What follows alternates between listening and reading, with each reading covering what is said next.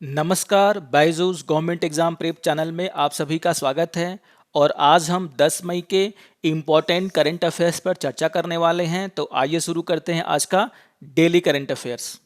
आइए सबसे पहले नेशनल करंट अफेयर्स को देख लेते हैं।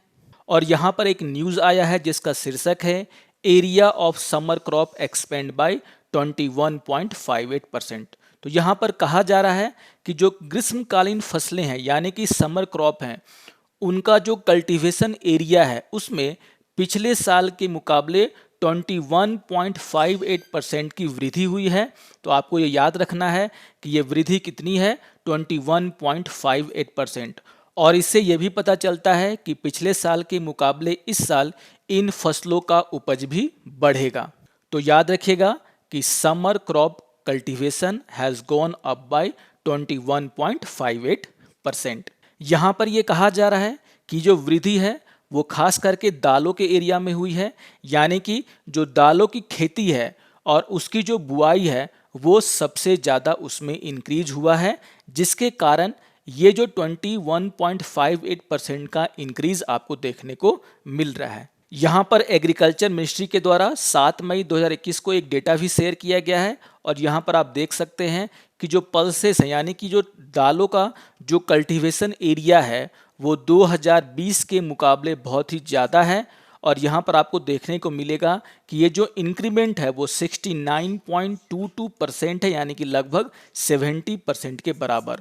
और इसी के कारण जो समर क्रॉप का कल्टीवेशन है उसमें भी आपको वृद्धि देखने को मिल रही है। आइए एक और इंपॉर्टेंट न्यूज़ को यहाँ पर देख लेते हैं। और न्यूज़ है centre issue advisory to manage black fungus infection in covid patient.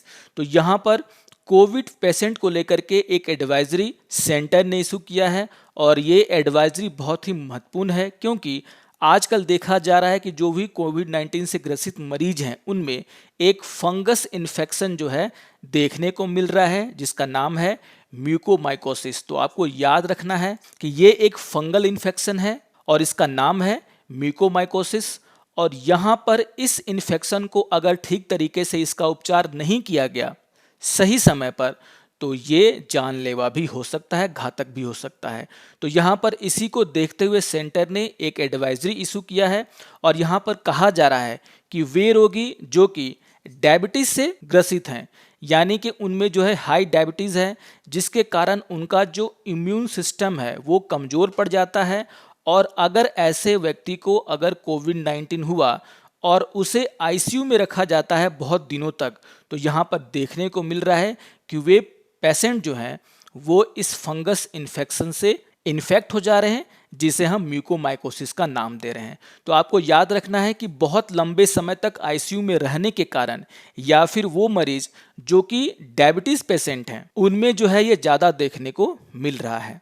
यहाँ पर आपको याद रखना है कि the fungal infection mainly affects people who are on medication that reduces their ability to fight environmental पाइथोजेंस।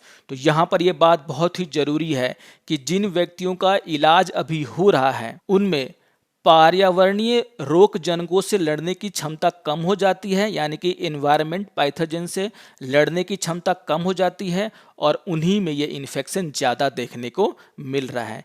यहाँ पर कहा गया है कि अगर कोई भी कोविड-19 पेशेंट जो भी खास करके डायबिटीज़ का पेशेंट है उनमें अगर कुछ लक्षण दिखते हैं, जैसे सीने में दर्द, सांस की प्रॉब्लम, स्किन में घाव का हो जाना, दांत में दर्द, धुंधला दिखना, उनके नाक के ऊपर कुछ कालापन जैसा बन जाना, या फिर उनके आंखों का फूलना, या फिर चेहरे में दर्द होना, ये सारे के सारे लक्षण हैं कि वो मरीज म्यूकोमाइकोसिस से ग्रसित है। तो यहाँ पर ये सारी एडवाइजरी दी गई है सेंटर के द्वारा। तो बहुत ही इंपॉर्टेंट न्यूज़ है। आपको इस बीमारी का नाम याद रखना है और आपको ये भी याद रखना है कि ये बीमारी किसकी वजह से होती है।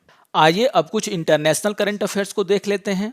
और यहाँ पर एक बहुत ही इंपॉर्टेंट न्यूज़ आया है जिसका शीर्षक है south Sudan president dissolve parliament in line with peace deal. तो यहाँ पर साउथ सूडान के प्रेसिडेंट जिनका नाम सल्वा कीर है, उन्होंने वहाँ के पार्लियामेंट को डिसॉल्व कर दिया है। लेकिन ये जो डिसॉल्व किया गया है पार्लियामेंट, वो एक तरीके से वहाँ पर जो पीस डील हुआ है, शांति की बनाने के लिए जो डील हुआ है, उसी के कारण किया गया है। तो यहाँ पर एक तरीके से वहाँ के राष्ट्रपति ने अपने देश में शांति को बनाए रखने के लिए देश हित में वहाँ के पार्लियामेंट को डिसॉल्व कर दिया है। यहाँ पर आपको ये याद रखना है कि ये जो पीस डील है वो 2013 में शुरू हुए सिविल वॉर के कारण, यानी कि वहाँ पर जो गृह युद्ध हो रहा था उसके कारण किया गया था, और इसी के मद्देनज़र यहाँ पर ये पार्लियामेंट को यहाँ पर डिसॉल्व किया गया है। तो आपको याद रखना है देश का नाम साउथ सूडान, और आपको ये भी याद रखना है कि उसके प्रेसिडेंट का नाम क्या है, सल्वा कीर। यहाँ पर मैं आपको बता दूं कि जो साउथ सूडान है वो 2011 में सूडान से अलग हुआ था, यानी कि आज़ाद हुआ था। और उसके बाद 2013 में जब वहाँ के प्रेसिडेंट सल्वा कीर ने वहाँ के वाइस प्रेसिडेंट रिएक मचर को, जो कि नेर जनजातीय समुदाय से बिलोंग करते थे, उनको जब हटा दिया उनके पद से, तो यहाँ पर जो नेर जनजातीय समूह था उनके द्वारा यहाँ पर युद्ध छेड़ दिया गया, और इसी के कारण बहुत सारे लोगों का वहाँ पर जान चला गया। और इसी को देखते हुए 2018 में एक पीस डील किया गया था वहाँ पर, जिसमें ये कहा गया था कि अगर गृह युद्ध समाप्त होता है तो प्रेसिडेंट क्या करेंगे, वहाँ के पार्लियामेंट को भंग करेंगे, और वहाँ की जो संसद है जिसमें कि 400 सदस्य हैं, उनकी संख्या को 550 तक बढ़ाया जाएगा, जिसमें वो सभी लोग शामिल होंगे, यानी कि उनके रिप्रेजेंटेटिव वहाँ पर भेजे जाएंगे जिन्होंने वहाँ पर गृह युद्ध शुरू किया था। तो यहाँ पर इसी को देखते हुए वहाँ के राष्ट्रपति ने इस पीस डील के मद्देनज़र वहाँ के पार्लियामेंट को डिसॉल्व कर दिया है। तो बहुत ही इंपॉर्टेंट बातें हैं, आपको ये भी याद रखना है कि साउथ सूडान सूडान से कब अलग हुआ था। मैंने आपको ईयर बता दिया है 2011 में, और यहाँ पर जो मामला क्या है, क्यों वहाँ पर गृह युद्ध हुआ, उसकी भी मैंने आपको थोड़ी बहुत चर्चा कर ली है, जिससे आपको याद करने में आसानी हो। तो याद रखिएगा, बहुत ही इंपॉर्टेंट पॉइंट है ये। आइए एक और न्यूज़ को यहाँ पर देख लेते हैं, और न्यूज़ है US navy seizes huge weapon catch in Arabian sea. तो यूएस नेवी का 5th फ्लीट ने यहाँ पर नॉर्थ अरेबियन सी में एक पानी जहाज को पकड़ा है, और यहाँ पर ये जो जहाज था उसमें भारी मात्रा में चाइनीज और रशियन मेड वेपन्स लदे हुए थे। तो यहाँ पर आपको याद रखना है कि यूएस नेवी का 5th फ्लीट जो कि बेस्ड है बहरीन में, उसके द्वारा नॉर्थ अरेबियन सी में ये काम किया गया है। तो याद रखेगा यूएस नेवी का 5th फ्लीट जो कि बहरीन में बेस्ड है, उसके द्वारा भारी मात्रा में हथियार को ले जाते हुए एक जहाज को पकड़ा गया है नॉर्थ अरेबियन सी में। आइए एक और इंटरनेशनल न्यूज़ को देख लेते हैं, और न्यूज़ है Scottish National Party wins parliamentary election plans second referendum on independence. तो यहाँ पर स्कॉटिश नेशनल पार्टी के द्वारा लगातार चौथी बार वहाँ का पार्लियामेंट्री इलेक्शन जीत लिया गया है, और इस जीत के बाद इस पार्टी ने ये ऐलान किया है कि वो दूसरा जो जनमत संग्रह है जो कि स्कॉटलैंड के इंडिपेंडेंस के बारे में है, यानी कि यूनाइटेड किंगडम से स्कॉटलैंड को अलग करने के ऊपर जो एक जनमत संग्रह कराना है, वो उसको लेकर के आगे बढ़ेंगे। यहाँ पर आपको याद रखना है कि इसी तरीके का जनमत संग्रह एक बार हो चुका है जिसमें ये सफल नहीं हो पाए थे, और यहाँ पर अपनी चौथी जीत से उत्साहित होकर के उन्होंने सेकेंड रेफरेंडम की ये मांग करेंगे, और यहाँ पर देखना होगा कि इस रेफरेंडम में यानी कि जनमत संग्रह में फैसला क्या होता है। लेकिन अभी आपको याद रखना है स्कॉटिश नेशनल पार्टी के नाम को, और यहाँ पर उनकी ये चौथी जीत है लगातार। और यहाँ पर ये देखना ये होगा कि सेकेंड रेफरेंडम यहाँ पर होता है या नहीं होता है, और अगर होता है तो जीत किसकी होती है, स्कॉटलैंड यूनाइटेड किंगडम में ही बना रहता है या स्कॉटलैंड यूनाइटेड किंगडम से अलग हो जाता है। आइए एक और इंटरनेशनल न्यूज़ को यहाँ पर देख लेते हैं, और न्यूज़ है debris from China's long March rocket डिसइंटीग्रेट्स over Indian ocean land near Maldives. तो पिछले 2-4 दिनों से ये संशय बना हुआ था कि जो चाइना का भारी भरकम रॉकेट है जिसका नाम है लॉन्ग मार्च, उसका जो मलबा है वो कहाँ जाकर गिरेगा। तो ये क्लियर हो गया संडे को, ये मलबा इंडियन ओशियन में मालदीव के पास आकर गिरा है, और आपको याद रखना है उस रॉकेट का नाम। जैसा कि आप सभी जानते हैं 29 अप्रैल को इस रॉकेट को चीन के दक्षिणी द्वीप हैनान प्रांत के वेनचोंग स्पेसक्राफ्ट लॉन्च साइट से छोड़ा गया था और ये उसका जो अपना स्पेस स्टेशन है जिसका नाम है तियांगोंग स्पेस स्टेशन, उसका कोर मॉड्यूल लेकर के जा रहा था। तो आपको याद रखना है यहाँ पर चाइना के द्वारा अपना जो एक स्पेस स्टेशन बनाया जा रहा है उसका नाम मैंने यहाँ पर आपको बताया है तियांगोंग स्पेस स्टेशन, और उसी के कोर मॉड्यूल को लेकर के ये रॉकेट जा रहा था। और उसके बाद जो है यहाँ पर जब वो नीचे गिरा तो यहाँ पर वो मालदीव के पास आकर के गिरा है, उसका जो भी मलबा बचा हुआ था। यहाँ पर मैं आपको चीन के स्पेस प्रोग्राम के बारे में कुछ और छोटी जानकारियाँ दे देता हूँ। यहाँ पर ये कहा गया है चीन के द्वारा कि वे कुछ और लॉन्चेज इस तरह के करने वाले हैं आगे, क्योंकि उनका प्रयास है कि वो अगले साल तक अपना खुद का जो उनका स्पेस स्टेशन है वो उसको लॉन्च कर दे, उसको बना ले।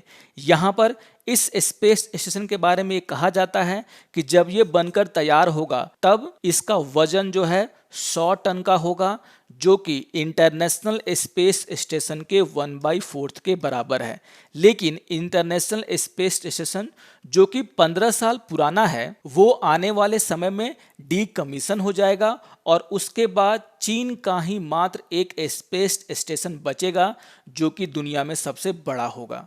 तो यहाँ पर आपको चीन का जो स्पेस स्टेशन है जिसका नाम मैंने आपको यहाँ पर बताया है उसको आपको याद रखना है और नाम है तियांगोंग स्पेस स्टेशन। आइए अब banking and finance related news को यहाँ पर देख लेते हैं। और यहाँ पर एक इम्पोर्टेंट न्यूज़ आया है जिसका शीर्षक है government allow hospitals covid care centres to accept cash payment of over 2 lakh. तो आप सभी जानते हैं कि 2 लाख से अगर आपको ज़्यादा पेमेंट करना है तो वो आप कैश में नहीं कर सकते हैं, आपको बैंक के थ्रू करना पड़ता है। लेकिन यहाँ पर कोविड-19 की लहर को देखते हुए यहाँ पर सरकार ने फैसला लिया है कि हॉस्पिटल्स और कोविड केयर सेंटर में अगर 2 लाख से ज़्यादा का बिल है तो आप वहाँ पर कैश पेमेंट कर सकते हैं। तो यहाँ पर याद रखिएगा कि ये सिर्फ कुछ समय के लिए चालू किया गया है और यहाँ पर कहा गया है कि this exemption applicable for a period between April 1 to May 31, 2021। तो 1 अप्रैल से 31 मई तक ये छूट दी जाएगी। और यहाँ पर कहा गया है कि ऐसा करने के लिए या तो आपको मरीज का पैन नंबर या फिर आधार नंबर या फिर मरीज के जगह पर जो कोई पेमेंट कर रहा है उसका पैन नंबर या फिर आधार नंबर और उसका पेशेंट के साथ क्या रिलेशनशिप है ये बताना होगा। तो यहाँ पर कुछ शर्तों के साथ सरकार के द्वारा 2 लाख से ज़्यादा कैश को देने के लिए अनुमति दी गई है, याद रखिएगा। लेकिन ये कुछ समय के लिए है और टाइमिंग है 1 अप्रैल से लेकर के 31 मई 2021। आइए एक और इम्पोर्टेंट न्यूज़ को यहाँ पर देख लेते हैं और न्यूज़ है AFMS to recruit 400 retired medical officer of AMC SSC defence ministry issue order. तो यहाँ पर मिनिस्ट्री ऑफ डिफेंस के द्वारा एक ऑर्डर इशू किया गया है जिसमें कहा गया है कि directorate general arm forces medical services वो जो है 400 के करीब रिटायर्ड आर्मी मेडिकल क्रॉप्स और शॉर्ट सर्विस कमीशन से जो भी रिटायर्ड मेडिकल ऑफिसर्स होंगे उनकी यहाँ पर नियुक्ति करेंगे, उनको यहाँ पर काम पर लगाया जाएगा। तो कोविड-19 की वजह से जो मेडिकल स्टाफ्स हैं उनकी कमी को देखते हुए मिनिस्ट्री ऑफ डिफेंस ने ये कहा है कि जो आर्मी मेडिकल क्रॉप्स और शॉर्ट सर्विस कमीशन के जो मेडिकल ऑफिसर्स हैं जो रिटायर्ड हो चुके हैं उनकी यहाँ पर तैनाती होगी और आपको नंबर याद रखना है और वो है 400। यहाँ पर ये कहा गया है कि under the tour of duty scheme, याद रखिएगा tour of duty scheme, 400 ex AMC SSC medical officer released between 2017 and 2021 are expected to be recruited on contract basis for a maximum period of 11 month। तो यहाँ पर जो लोग 2017 से 2021 के बीच में रिटायर्ड हुए हैं वैसे 400 मेडिकल ऑफिसर्स को कॉन्ट्रैक्ट बेसिस पर यहाँ पर नियुक्ति होगी जिसका टाइम पीरियड हो गया 11 मंथ। तो बहुत ही इंपॉर्टेंट न्यूज़ है। यहाँ पर कोविड-19 की वजह से जो मेडिकल ऑफिसर्स की कमी हो रही थी, मेडिकल स्टाफ की कमी हो रही थी, उसको देखते हुए डिफेंस मिनिस्ट्री के द्वारा ये फैसला लिया गया है। आइए अब various national and international personality and news में एक बहुत ही महत्वपूर्ण पर्सनालिटी की यहाँ पर चर्चा कर लेते हैं। यहाँ पर एक बहुत ही दुखद समाचार आया और समाचार ये है कि राज्यसभा एमपी और प्रसिद्ध मूर्तिकार जिनका नाम रघुनाथ महापात्रा था, उनका कोविड-19 के इन्फेक्शन की वजह से 78 ईयर के उम्र में निधन हो गया है। तो आपको याद रखना है, एक बहुत ही प्रतिष्ठित व्यक्ति जो कि प्रसिद्ध मूर्तिकार हैं, उनका निधन हो गया है और उनका नाम है रघुनाथ महापात्रा। आइए उनके बारे में कुछ महत्वपूर्ण जानकारियों को जान लेते हैं, क्योंकि एग्जाम में आपसे कभी भी इनके बारे में पूछा जा सकता है। उनका जन्म 24 मार्च 1943 में पुरी डिस्ट्रिक्ट में हुआ था, यानी कि उड़ीसा में हुआ था। और यहाँ पर रघुनाथ महापात्रा को तीनों पद्म अवार्ड मिले थे। जैसे उन्हें जो है पद्मश्री 1976 में दिया गया था, उन्हें पद्म भूषण 2001 में मिला और पद्म अवार्डों में जो सबसे बड़ा अवार्ड है पद्म विभूषण, वो उन्हें 2013 में दिया गया। तो इतने प्रतिष्ठित व्यक्ति थे, प्रसिद्ध मूर्तिकार थे कि उन्हें पद्म अवार्ड जो होते हैं उसका तीनों का तीनों रूप मिला और इसके अलावा भी बहुत सारे अवार्ड उनको दिए गए थे। यहाँ पर 2018 में हमारे देश के राष्ट्रपति रामनाथ कोविंद के द्वारा उन्हें राज्यसभा के लिए मनोनीत किया गया था। और यहाँ पर ये बात जानना आपको बहुत ही जरूरी है कि he was the first person from Odisha to the upper house of parliament. तो उड़ीसा से राज्यसभा के लिए मनोनीत वे पहले व्यक्ति थे और इसीलिए बहुत ही सम्मान के साथ उनका नाम लिया जाता है और आपको याद भी रखना है उनका नाम। यहाँ पर ओडिशा की सरकार के द्वारा उन्हें ओडिशा ललित कला अकादमी का प्रेसिडेंट बनाया गया था 2016 में। तो बहुत ही प्रतिष्ठित और जाने माने व्यक्ति थे जिनका निधन कोरोना की वजह से हुआ है। आइए अब स्पोर्ट्स न्यूज़ को देख लेते हैं और यहाँ पर न्यूज़ आया है कि Sabalenka claims biggest title of her career. तो यहाँ पर बेलारूस की अरियाना सबलेंका के द्वारा वर्ल्ड नंबर 1 खिलाड़ी एस्लिक बॉटी को हरा करके पहली बार मैड्रिड ओपन जीता गया है। और यहाँ पर ये जीत बहुत ही खास है क्योंकि उन्होंने यहाँ पर वर्ल्ड नंबर 1 खिलाड़ी को हरा करके ये जीता है। और यहाँ पर कहा जा रहा है कि ये उनका 10वां अवार्ड है, लेकिन क्ले कोर्ट पे उन्होंने पहली बार कोई अवार्ड जीता है। तो आप याद रखिएगा, बेलारूस की अरियाना सबलेंका के द्वारा मैड्रिड ओपन जीत लिया गया है और इस जीत के बाद वर्ल्ड रैंकिंग पे वो नंबर 4 पर आ गई हैं। आइए एक और न्यूज़ को यहाँ पर देख लेते हैं और न्यूज़ है Lewis Hamilton wins Spanish Grand Prix. तो यहाँ पर लुइस हैमिल्टन के द्वारा एक बार फिर से स्पेनिश ग्रैंड प्रिक्स जीत लिया गया है और ये जीत उनकी 98 विक्ट्री थी। जल्द ही वो अपने 100 पर पहुँचने वाले हैं, शतक लगाने वाले हैं। और यहाँ पर आपको याद रखना है कि इस साल 4 रेसों में ये उनकी तीसरी जीत थी और बहुत ही इंपॉर्टेंट व्यक्ति हैं, बार बार एग्जाम में पूछा जाता है और इस बार उन्होंने स्पेनिश ग्रैंड प्रिक्स जीता है जो उनका 98 विक्ट्री है। आइए अब आज के इंपॉर्टेंट फैक्ट्स के बारे में बातें कर लेते हैं। यहाँ पर स्टैटिक जीके के क्रम में मैंने आपको पार्लियामेंट ऑफ अदर कंट्री के नाम दिए हैं। ये वो इम्पोर्टेंट देश हैं जिनके पार्लियामेंट को लगातार एग्जामों में पूछा जाता है। यहाँ पर डेनमार्क का पार्लियामेंट, जिसे हम फॉल्केटिंग के नाम से जानते हैं, उसे एग्जाम में पूछा जाता है। यहाँ पर जर्मनी का जो पार्लियामेंट है उसे एग्जाम में पूछा जाता है।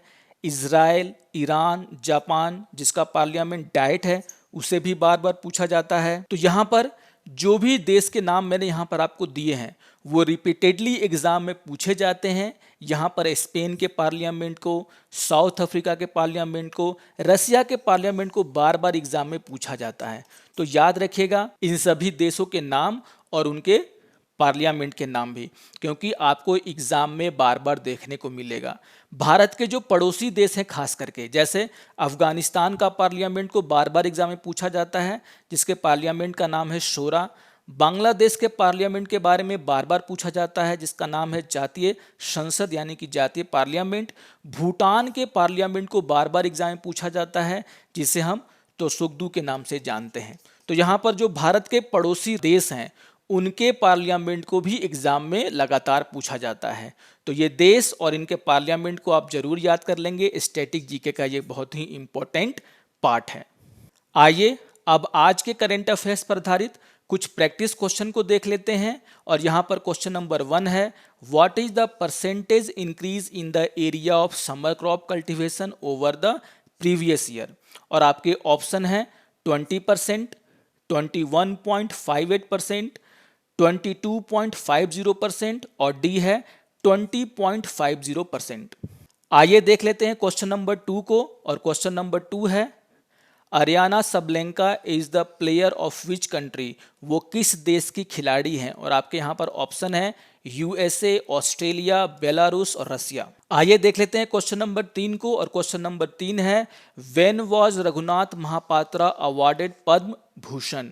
याद रखिएगा पद्म भूषण। और आपके ऑप्शन है 2001, 2011, 2012, 2013। आइए देख लेते हैं क्वेश्चन नंबर 4 को, और क्वेश्चन नंबर 4 है, name the first person from Odisha who was nominated by president to the upper house. और आपके ऑप्शन है Biju Patnaik, Dharmendra Pradhan, Raghunath Mahapatra, none of this. तो आपको बताना है कि उड़ीसा के वे पहले व्यक्ति कौन है जिसे राष्ट्रपति के द्वारा उच्च सदन यानी कि अपर हाउस यानी कि राज्यसभा में भेजा गया था, मनोनीत किया गया था। बहुत ही इंपॉर्टेंट क्वेश्चन है ये। आइए देख लेते हैं क्वेश्चन नंबर 5 को, और क्वेश्चन नंबर 5 है, how many cash payment has the government allowed hospital to accept. और आपके ऑप्शन है 1 लाख, 2 लाख, 1.5 लाख, 50,000।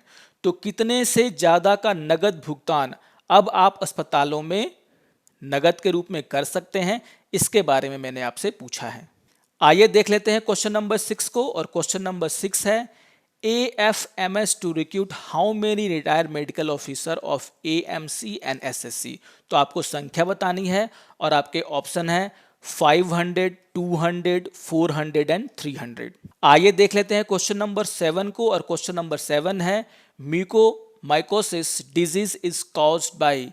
ये डिजीज किसके कारण होता है, बहुत ही इंपॉर्टेंट क्वेश्चन है ये। और आपके ऑप्शन है बैक्टीरिया, वायरस, फंगस, प्रोटोजोआ। आइए देख लेते हैं क्वेश्चन नंबर 8 को, और क्वेश्चन नंबर 8 है, what is the name of the parliament of Russia. और आपको बताना है कि रूस की संसद का क्या नाम है। और आपके ऑप्शन है ड्यूमा, कांग्रेस, फेडरल असेंबली और स्टॉटिंग। आइए देख लेते हैं क्वेश्चन नंबर 9 को, और क्वेश्चन नंबर 9 है, Tiangong space station belong to which country. Tiangong space station किस देश का है। और आपके ऑप्शन है रसिया, चाइना, जापान और कोरिया।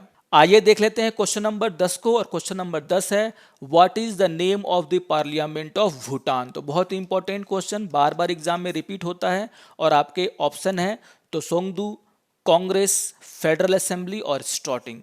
तो ये 10 क्वेश्चन मैंने आपको दिए हैं, और मैं आशा करता हूं कि आप 10 में 10 का स्कोर करेंगे। अपने जो आंसर हैं आप जरूर यहां पर कमेंट करें और देखें कि आपने कितना स्कोर किया है। इसी तरीके से डेली अगर आप इन क्वेश्चंस को करते हैं तो आपका जो करेंट अफेयर्स है वो काफ़ी मजबूत हो जाएगा।